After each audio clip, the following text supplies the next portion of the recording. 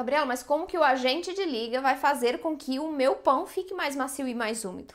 Olha só, o agente de liga que eu trouxe para falar com vocês hoje é o Psyllium. O Psyllium é um agente de liga excelente. Por quê? Porque além de liga, ele também tem muita fibra. Quando eu tenho muita fibra, se eu hidrato corretamente essa minha fibra, eu retenho mais a umidade dentro da massa, concorda comigo? Então, a adição do Psyllium como agente de liga da receita, ou usado sozinho ou usado em combinação com outros agentes de liga, a gente tem goma xantana, goma guar, CMC, né? Então, quando você usa o Psyllium em combinação com um desses outros agentes de liga, você consegue agregar mais maciez, agregar mais umidade e ter essa permanência de características por mais tempo dentro da sua massa. O Psyllium, ele absorve cerca de 10 vezes o seu peso. Não é uma regra, tá? Mas é mais ou menos isso. Então, por exemplo, se você usa 10 gramas de Psyllium dentro da sua massa de pão, ele vai absorver cerca de 100 gramas de água.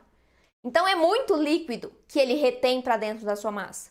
Se você já misturou, fez uma solução ali com o seu Psyllium, quando você, faça o teste em casa para você só perceber o que eu estou explicando aqui. Quando você pega o Psyllium, coloca numa tigelinha e coloca água quente e bate, ele vai formar uma solução viscosa. Essa solução viscosa dentro da sua massa vai ajudar a expansão dos alvéolos, a expansão dessa massa, o crescimento do pão sem rachaduras e a manutenção da umidade dentro dessa massa.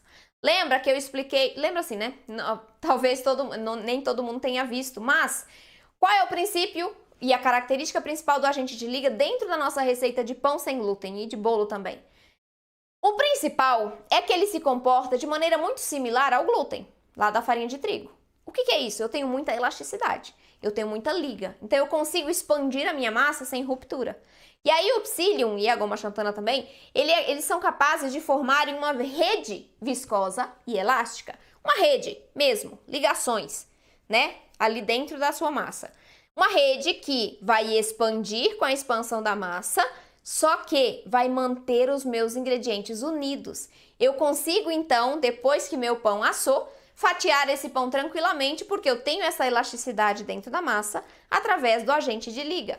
Quando eu formo essa rede, eu impeço que saia da massa tanto os gases, que vão promover o crescimento, quanto o líquido, a evaporação da umidade. Eu prendo esses dois componentes dentro da minha massa. E isso proporciona um resultado mais úmido, um resultado mais macio, fofinho, né? Porque eu mantive aí dentro a umidade, os gases para expansão. Então, quando eu mantenho aqui, eu expando mais. Quando meu pão cresce mais, fermenta mais, eu tenho uma chance muito maior de ter um pão macio, um pão fofo, leve. Agora, se você faz um pão e ele fica ali dentro da forma assim, ó, que não cresce de jeito nenhum, o seu resultado vai ficar seco, vai ficar duro, vai ficar bem firmezinho. Por quê? Porque eu não tive expansão. A fermentação também ajuda na maciez e na umidade. E para que eu tenha uma fermentação adequada, entre outras coisas, eu tenho que ter uma massa bem hidratada.